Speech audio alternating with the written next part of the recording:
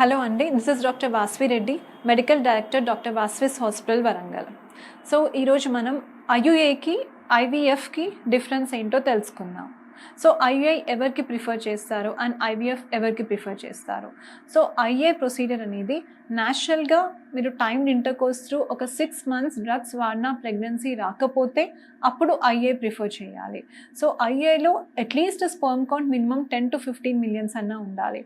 So కొంచెం sperm count, sperm motility బాగాలేని వాళ్ళకి ఐఏ ప్రిఫర్ చేస్తారు. సో ఐవీఎఫ్ వరకు వస్తే sperm count 2 million, 0 million, like 3-4 చాలా తక్కువ ఉన్న వాళ్ళకి ఐవీఎఫ్ ప్రిఫర్ చేస్తారు.